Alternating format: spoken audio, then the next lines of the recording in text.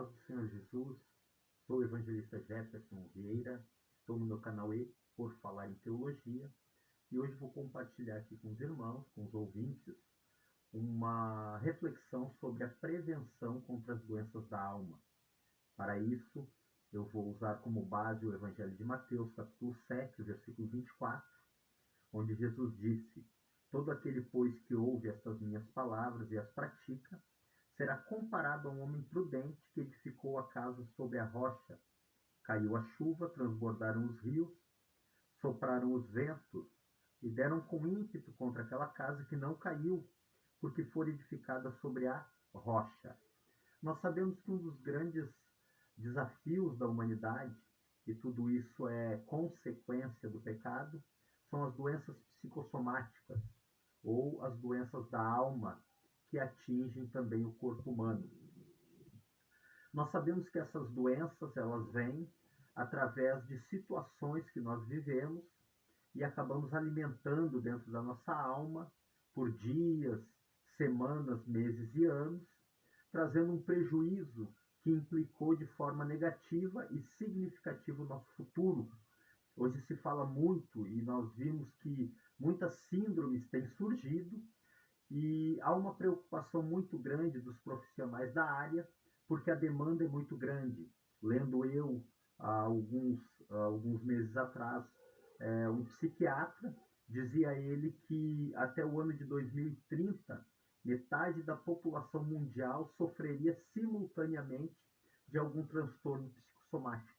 Mas quando nós examinamos a Bíblia e a pessoa de Jesus Cristo, nós vamos ver que em diversas circunstâncias, em diversas situações adversas, ele se comportou de uma forma extraordinária, de uma forma estupenda. É incrível como nós observamos os escritores dos evangelhos mostrando o comportamento de Jesus nas mais difíceis situações. Situações algumas que nós passamos, mas Jesus, na verdade, passou por toda e qualquer situação adversa, sendo ele 100% justo, e se comportou com uma estabilidade emocional incomparável e indizível.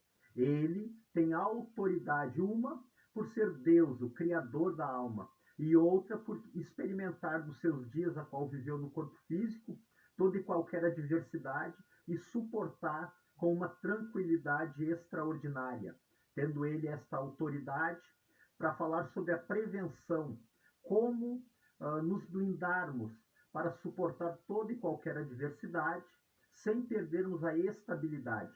É exatamente sobre isso que ele vem falando no Evangelho de Mateus, capítulo 5, 6 e 7, o famoso Sermão da Montanha. E ele encerra com essas palavras: aquele que ouve o que está escrito, ou lê o que está escrito no capítulo 5, 6 e 7, e pratica, ele não está livre de adversidades. Porque, como diz no livro de Jó, assim como as fagulhas do fogo sobem para cima, o homem nasceu para dificuldade. Agora, o X da questão é como nós encaramos, quais as lições que nós absorvemos da adversidade, como a adversidade nos aperfeiçoa e nos torna capazes de progredir cada vez mais e sermos grandes referenciais para a nova geração que vem surgindo. Então Jesus disse: quem ouve estas minhas palavras, aquilo que está em Mateus 5, 6 e 7.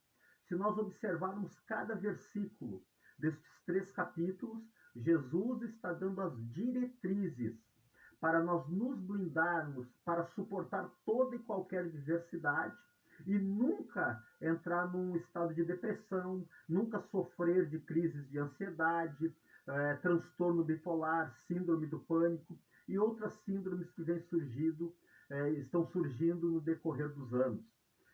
Aqui eu vou dar só um esboço, mas se nós observarmos ali, o ser humano busca felicidade. E Jesus começa o sermão falando sobre felicidade. Nós vamos ver que muitas pessoas procuram felicidade num relacionamento conjugal. Outras pessoas procuram a felicidade no dinheiro. Outras pessoas procuram a felicidade na orgia e nas drogas. Outras pessoas procuram a felicidade no sucesso empresarial e profissional. Muitas pessoas procuram o sucesso mostrando para outras pessoas as suas próprias capacidades e os seus próprios talentos. Mas Jesus vem no início desse sermão mostrando um caminho totalmente oposto àquilo que o mundo ensina como as diretrizes para o sucesso e para a felicidade. Jesus vai dizer ali no capítulo 5 do Evangelho de Mateus que o segredo da felicidade, ela implica em primeiro lugar, ser humilde de espírito. Ele disse, bem-aventurados os humildes de espírito. E nós estamos vendo que hoje, cada vez mais, a sociedade está doente, estão adoecendo da alma. E uma das causas que está levando a esta consequência, não temos dúvida, o ser humano está muito arrogante, o ser humano está muito soberbo, o ser humano está procurando seguidores, o ser humano está procurando ser reconhecido. E Jesus disse que isso aí é consequência de alguém que vive uma vida emocionalmente saudável. O primeiro degrau para se conquistar a estabilidade emocional é totalmente o oposto do que tem sido apregoado nos dias de hoje.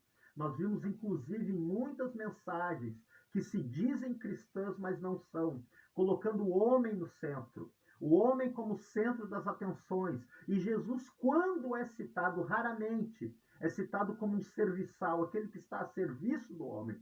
Então o ser humano está colocando o próprio homem no centro e as pessoas estão adoecendo num lugar onde deveria ser o lugar de cura, o hospital para as almas. Jesus ensinou bem-aventurados os humildes de coração, sendo ele o maior, sendo ele grande, sendo ele o todo-poderoso. O apóstolo Paulo escreveu em Filipenses, no capítulo de número 2, ele deixou a sua glória, se humilhou tomando forma de servo e foi humilde até a morte e morte de cruz, pelo que Deus o exaltou soberanamente, lhe deu um nome acima de todo nome. Tá? Então, o primeiro degrau aqui deste ensino, bem-aventurados os humildes de espírito. Ainda no capítulo 6, Jesus vai mostrar ali de pessoas que dão esmolas e mostram para todo mundo o que está fazendo, pessoas que oram em pé nos cantos da praça para mostrar uma aparência de santidade, pessoas que jejuam e mostram para todas as pessoas que estão fazendo aquilo ali. E Jesus disse totalmente o contrário. Né? Quando orar, entra no quarto, te esconde ali, que o teu pai que te ouve em secreto te recompensará publicamente. O segredo da felicidade não é segredo porque está revelado na Bíblia. É ter uma vida humilde, uma vida simples, uma vida sem arrogância e sem soberba e sem pretensões para que eu venha fazer que os homens venham a me reconhecer. É claro, eu friso aqui, né? Uma pessoa humilde, isso não tira a ousadia, a intrepidez e a autoridade de pregar com firmeza a palavra de Deus. Jesus era humilde, mas nunca deixou de anunciar o evangelho e corrigir os erros da religião. Né? Humildade não é omissão.